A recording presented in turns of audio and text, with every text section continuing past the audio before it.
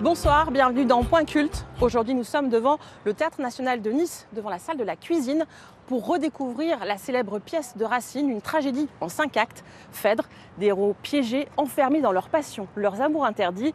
Que nous apprend Phèdre aujourd'hui? La directrice du TNN répondra à nos questions dans quelques instants. Mais tout de suite, place au spectacle, place à cette tragédie dans une version contemporaine du classique de Racine. Ces âmes en proie à un sort déjà fatalement déterminé. Un destin à peine tracé qu'il est déjà terminé. Un comédien slameur pose le contexte de cette tragédie de la Grèce antique, transposée dans un salon tapissé de velours. Phèdre souffre d'un mal indicible. Je t'en ai dit assez. Épargne-moi le reste. Je meurs pour ne point faire un aveu si funeste. Mourez donc et gardez un silence inhumain. Et pour fermer vos yeux, cherchez une autre main. La femme de Thésée, roi d'Athènes, peine à avouer son amour pour son beau-fils Hippolyte à sa confidente. Un amour incestueux, passionné, qu'elle s'interdit. Je le vis, je rougis, je pâlis à sa vue. Un trouble s'éleva dans mon âme éperdue. Mes yeux ne voyaient plus, je ne pouvais parler. Je sentis tout mon corps étransir et brûler. Muriel Mayet-Holtz a choisi la jeune comédienne pour interpréter ce rôle d'une belle-mère amoureuse. C'est vrai qu'on a l'habitude de voir une Phèdre qui est plus âgée, mais c'est pas forcément juste, et c'est tout l'enjeu de la mise en scène de Muriel, c'est de faire que le couple Hippolyte et Phèdre, ce soit un couple possible. Racine, il le dit, est-ce qu'elle est tout aussi innocente que coupable ?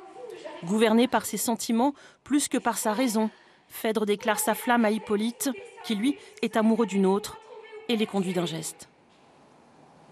Qu'est-ce que j'entends, madame? Oubliez-vous que Thésée est mon père et qu'il est votre époux.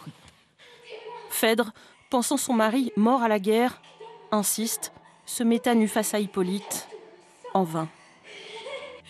Délivre l'univers d'un monstre qui t'irrite. La veuve de Thésée ose aimer Hippolyte. Mais subitement, le roi d'Athènes, un temps considéré comme mort, revient au palais. Thésée est incarné par Charles Berling. Il y trouve sa famille déchirée. Phèdre ne peut taire son amour pour un autre, ce qui provoque l'incompréhension, puis la fureur du père contre son fils. Fuis!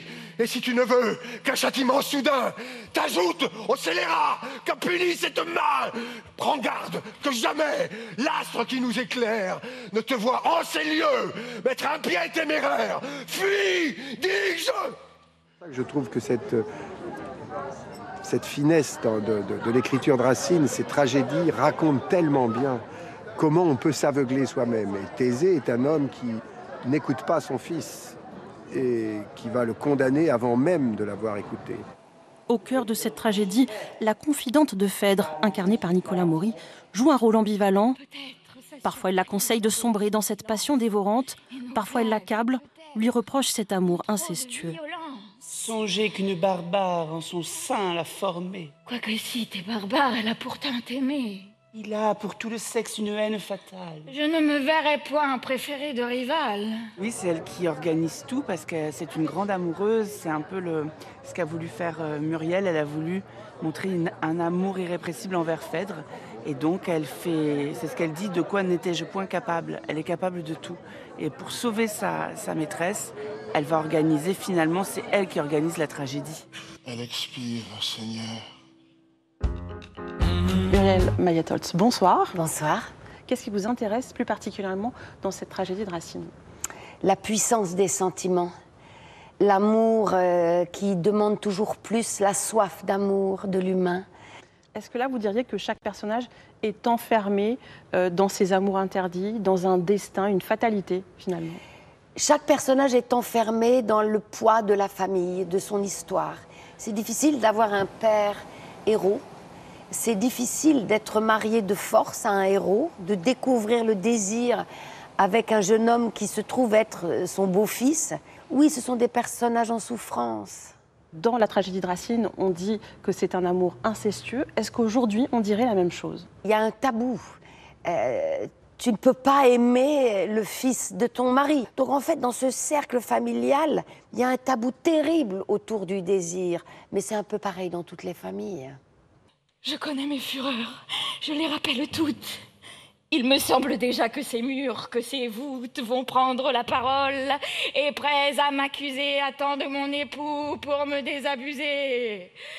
Mourons.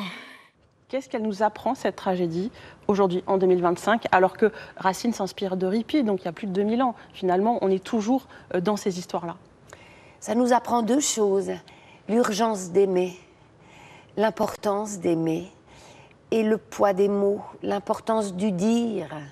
Mettre des mots sur ce que l'on ressent, ça permet un tout petit peu de le mettre à distance et peut-être de mieux le piloter, de mieux gérer ses sentiments. Et Muriel, vous avez bien quelques vers de Racine qui pourraient illustrer la citation finale. Ce que dit Phèdre quand elle voit enfin Hippolyte, le voici, vers mon cœur tout mon sang se retire, j'oublie en le voyant ce que je viens lui dire. Merci beaucoup. Merci à vous.